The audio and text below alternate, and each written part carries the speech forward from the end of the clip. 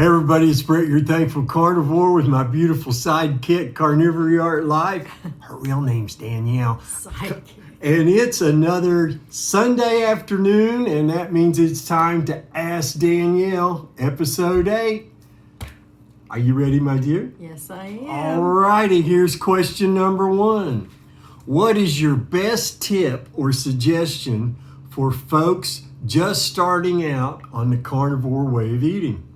Well, actually, this is sort of a pre-carnivore diet. My recommendation to anybody is to start off doing 30 days low carb, as low carb as you possibly can do it. And I say this not because for making excuses why to keep eating stuff that you shouldn't be eating, but just because that your transition period will be easier. And I think it also helps you, well, it helped me anyway, realize that you could eat little to no carbs and it really not be a problem. I ate tiny amounts, very thin slices of French bread, and I had a few little things. I had blueberries as far as fruit was concerned. And so I just cut out as much as I could. I cut out the pasta and I cut out all this other stuff, and I was surprised myself in that I ate well, I enjoyed it, I started losing weight right away, and I felt great, and I didn't feel deprived. And I realized it also helped me realize that it was what you put on the carbs that really tasted good. It was the butter, it was the sauce, it was the meat, etc. Because any of those things by themselves, like plain vegetables or plain pasta, none of that stuff's any good. It's really not. So that's my recommendation. So make it easier on yourself and start out low carb. Excellent advice. Question number 2, my darling. Yeah. After almost 21 months living the carnivore way of eating, do you ever have cravings for old favorites? Not really. I will confess to having trouble letting go of coffee. And I think there's 2 things with that. I think it's a reliance on caffeine because I should be sleeping more. And just a habit, and I do like how it tastes. So that's a habit I really need to break, because it's obviously, there isn't anything about it that's good for you. I mean, there's nothing about coffee that is necessary or good for your physical well-being. It's, I'm probably going to have to do it like how I quit smoking, which I quit smoking many years ago. And there was a time when I couldn't imagine not smoking, and now I can't imagine that I ever did. So I think the same probably holds true for coffee. As far as anything else, I don't, because my knowledge of what those things do to you completely overwhelms any desire or memories I have of how things used to taste. I have plenty of fond memories of what stuff used to taste like, but it doesn't make me want to go out and buy a pint of ice cream. If anything, eating a pint of ice cream is now more associated in my mind with how I would feel about things that I was allergic to, which just kind of gives you a shudder. So thinking about eating bread or grains or not, it really is not appealing. The only things that are appealing are maybe something like ice cream or something like that. But the thought of what a quantity of sugar would do to one is really just enough to say, nah, I don't think so.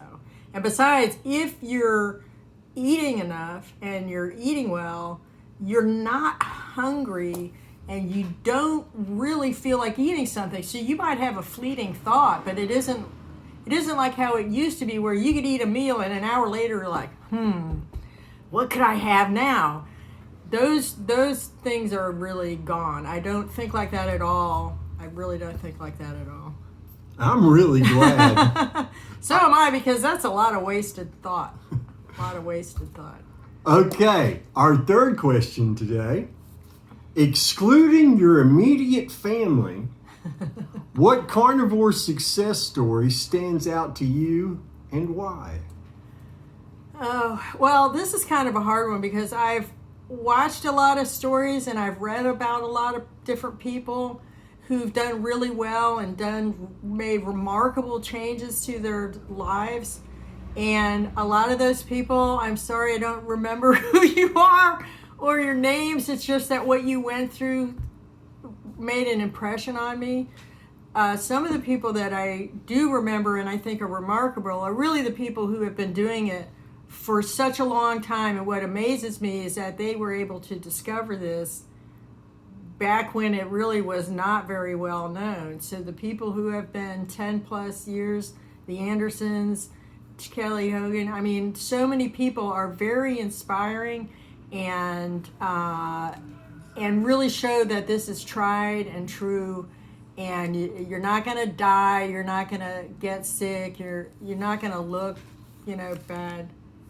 I can't read that without my glasses. Oh, she can't read without her other eyes. And Amber O'Hearn, I mean, well, she's like so freaking smart.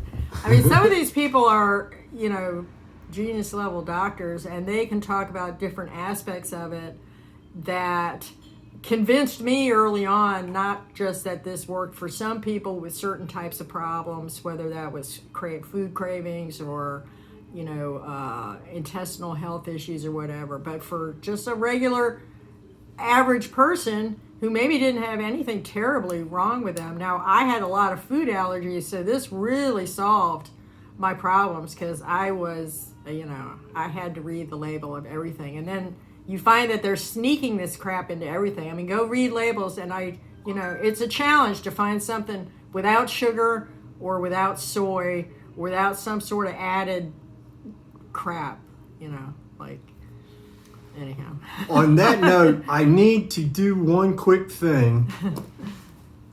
Oh, we have a little surprise.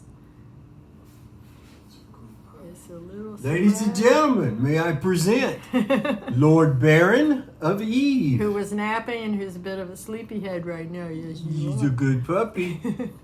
Yes, sir. People have been asking, when do we get to see Baron? When do we get to see Baron? Well, now you get to see.